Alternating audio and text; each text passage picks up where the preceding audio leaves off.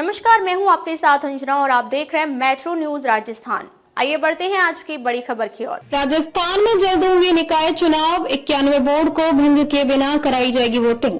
राजस्थान की राजनीति में इस महीने बड़ी हलचल होने जा रही है। राज्य सरकार ने संकेत दिए हैं कि जुलाई के अंत तक नगरीय निकाय चुनाव कराए जाएंगे। हैरानी की बात यह है कि जिन 91 नगरीय निकायों में चुनाव होने हैं, उन्हें औपचारिक रूप से भंग किए बिना ही यह प्रक्रिया शुरू की जाएगी। ऐसे में राजनीतिक दलों के बीच बयानबाजी और रणनीति तेज हो गई है। सूत्रों के अनुसार चुनाव आयोग ने राज्य सरकार को स्पष्ट कर दिया है कि चुनावों की अधिसूचना जुलाई के तीसरे या चौथे सप्ताह तक जारी हो सकती है। इस संबंध में प्रक्रिया तेज कर दी गई है। आमतौर पर नगर परिषदों और पालिकाओं को भंग करने के बाद ही चुनाव कराए जाते हैं, लेकिन इस बार अलग अप्रोच अपनाया गया है। सरकार चाहती है कि नियत समय में चुनाव हो जाए ताकि कोई संवैधानिक संकट न पैदा हो। दरअसल राजस्थान में 91 नगरीय निकाय ऐसे हैं जिनका कार्यकाल अगस्त 2024 में समाप्त हो गया था, लेकिन कुछ तकनीकी और प्रशासनिक कारणों से इन्हें अब तक भंग नहीं किया गया। इसके बावजूद राज्य सरकार चुनावी प्रक्रिया को आगे बढ़ाने के पक्ष में है। चुनाव आयोग ने भी कानूनी राय लेने के बाद इसकी अनुमति दी है। इन निकायों में जयपुर, अजमेर, बीकानेर, भरतपुर, सवाई माधोपुर, अलवर, हनुमानगढ़ जैसे महत्वपूर्ण शहर शामिल हैं। इन क्षेत्रों में कुल मिलाकर लाखों मतदाता हैं जो स्थानीय विकास से लेकर प्रशासनिक फैसलों को प्रभावित करते हैं।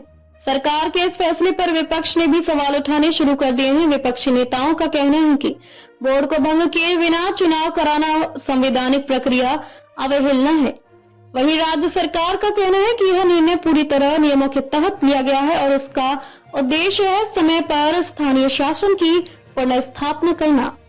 राजनीतिक विश्लेषकों का मानना है कि इन चुनावों के नतीजे राज्य की आगामी विधानसभा रणनीति को भी प्रभावित कर सकते हैं।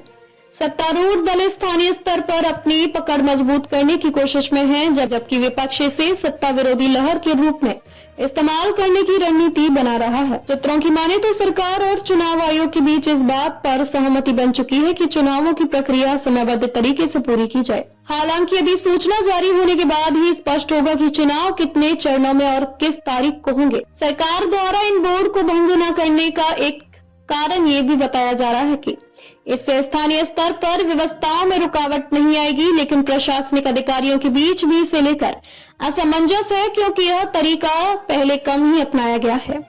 राजस्थान के नगर निकाय चुनाव अब न सिर्फ स्थानीय प्रतिनिधित्व तय करेंगे, बल्कि राज्य की राजनीतिक हवा का रुख भी दिखाएंगे। हर गली मोहल्ले में चुनावी चर्चाएं शुरू हो चुकी हैं और राजनीतिक दल मैदान में उतरने के लिए तैयार हैं। अब तक के लिए बस इतना ही। फिर मिलते हैं एक ऐसी ही बड़ी खबर के साथ। तब तक के लिए नमस्कार और देखते रहिए मेट्रो न्यूज राजस्थान। अगर आपको वीडियो पसंद आई हो तो लाइक करें व शेयर करें।